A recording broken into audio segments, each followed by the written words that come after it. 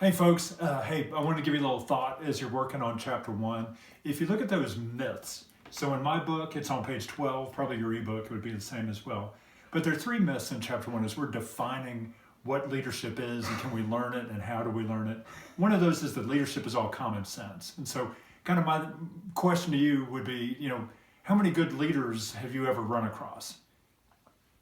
How many of you run across that are not good leaders? So if it is common sense, then why don't more people have it? Unless they're just not a lot of people with common sense.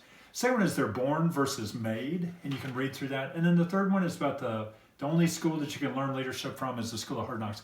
Let me give you a little story, kind of a metaphor, maybe analogy, whatever it may be. I'm an old racquetball player. I started playing back when it was popular, back in my high school days, which is back in the early 80s when racquetball was a big deal. And played for a really long time. And kind of my way of playing was to find someone better than me and then play them until I could beat them, and then go find the next person, and continue to play and improve, learning from the people I was playing with. And then after I got out of grad school and got my first teaching job, I wanted to teach racquetball at my previous university. To do that, they wanted me to have insurance, and in order to have insurance, I needed to get an instructor certification. So when we lived in Arkansas, I drove up to Fort Smith and did an instructor certification clinic. And part of that instructor certification clinic was a big old book, kind of like my book here, my textbook here, but thicker, with rules and principles and philosophies. It had strategies, it had techniques, it had scenarios, it had the rules. And so studied that book before going to the clinic, and then went up to Fort Smith, Arkansas, and did a weekend-long clinic. It was a Friday, Saturday, and part of Sunday clinic. And in that clinic, that's the first time I'd really ever had lessons or had any formal instructions on this. In that one weekend-long clinic, I discovered kind of the ideas and thoughts behind what took me 16 years on my own to figure out, but only to understand at kind of an implicit level. When these strategies and techniques and the ways of swinging the racket and holding the racket, when all of that was explicitly brought out, I was like, yes, that's what I've been doing. That's right. That's right.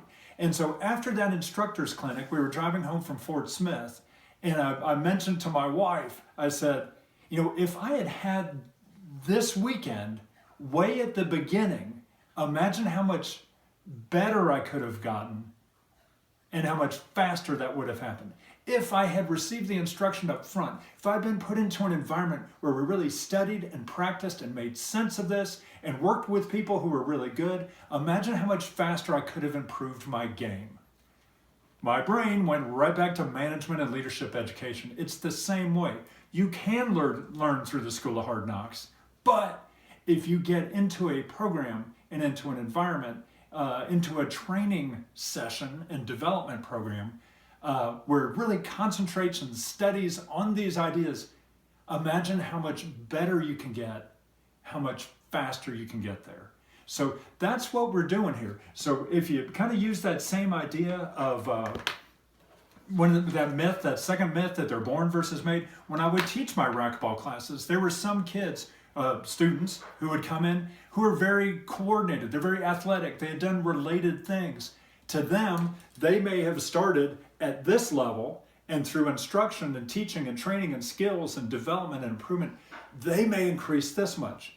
I also had some students who are not that coordinated, and just this was kind of a struggle for them. And so they may have only improved their game this much, but in the process they improved their understanding of the game and appreciation of the game. So maybe the skills didn't advance as quickly as for some other people, but all of them can improve in their understanding and appreciation of the game and laying that foundation for developing the skills. So as we go through this, as you go through your MBA, that's what you're doing. Instead of just learning through the School of Hard Knocks, we're in this laboratory, this seminar, this big clinic, and studying how business leaders, managers, all the different roles within organizations, professional roles, how we can all improve our game faster and not just have to rely upon experience. So ponder that, think about that. Maybe that kind of gives you some new thinking of examples and situations that you've been in as well. So that's it. Thanks a lot. Have fun on Chapter 1, Textbook Reflection. Bye.